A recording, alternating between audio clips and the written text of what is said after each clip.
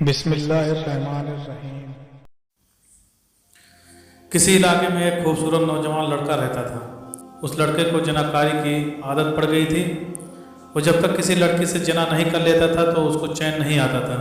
وہ ہر روز کسی نہ کسی لڑکی کو گھر بلا کر اس سے بدکاری کیا کرتا تھا۔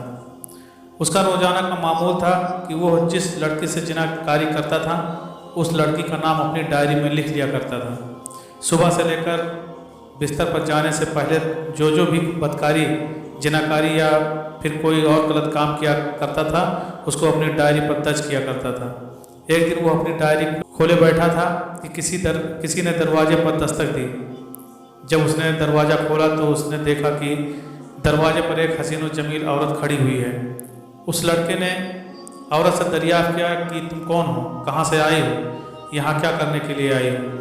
عورت نے لڑکے کو بڑے معصومانہ چہرے کے ساتھ جواب دیا کہ میں ایک بیوہ عورت ہوں، میرے خامد کو مرے ہوئے کئی عرصہ گزر گیا ہے، میں اپنے بچوں کے ساتھ بڑی مشکل سے گزر بسر کر رہی ہوں، میرے بچے گھر میں بھوک اور پیاس سے تڑپ رہے ہیں، آپ کی مہربانی ہوگی اگر آپ میری کچھ مدد کریں گے۔ لڑکے نے عورت کا حسن و جمال دیکھا تو اس کی نیت خراب ہو گئی۔ نوجوان نے عورت کو گھر میں بلا لیا۔ نوجوان نے عورت سے کہا کہ تم جتنے پیسے مانگو گی میں تمہاری مدد کرنے کے لیے تیار ہوں، مگر میری ایک شرط ہے کہ تم میرے ساتھ جناکاری کرو۔ عورت نے نوجوان کی بات سے انکار کیا تو لڑکے نے عورت سے زبردستی کرنے کی کوشش کی۔ جب نوجوان نے اس عورت کو اپنی باہوں میں لیا تو عورت چیخو پکار کرنے لگی۔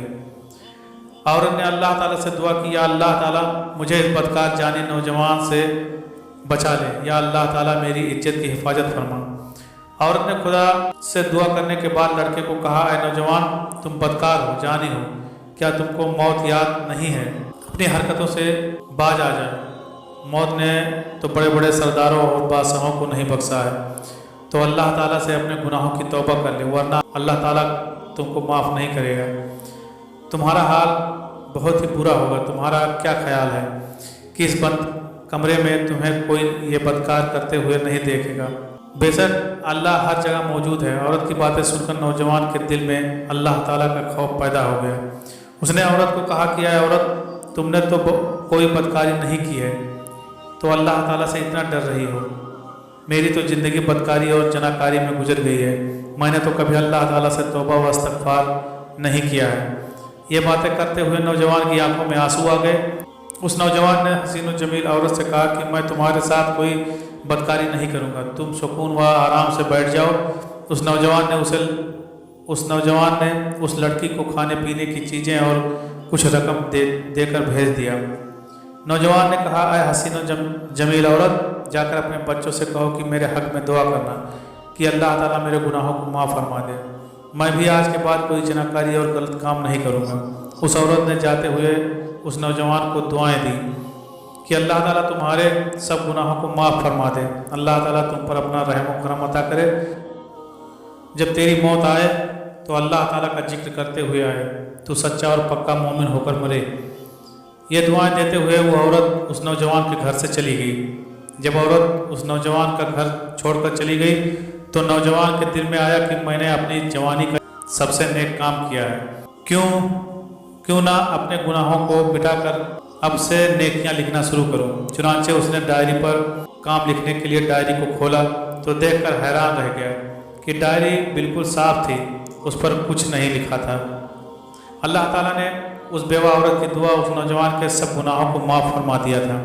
نوجوان نے ساری ڈائری کے ایک ایک صفحہ کو دیکھا تو ہر صفحہ نیا اور صاف تھا، جیسے کہ اس پر کچھ لکھا ہی نہیں ہوا تھا۔ وہ اپنی ڈائری کھولے ہوئے بیٹھا کہ اس بندے کو ایک غیب سے آواز سنائی دی، اے اللہ کے بندے، اللہ تعالیٰ نے تمہارے سارے گناہوں کو معاف فرما دیا ہے، اللہ تعالیٰ تمہارا بن چکا ہے تو اللہ کا بن چکا ہے، جب تیری موت آئے گی تو وہ ایمان پر ہی آئے گی۔ اس دن کے بعد وہ نوجوان ہر وقت اللہ تعالیٰ کی عبادت میں مصروف رہا کرتا تھا۔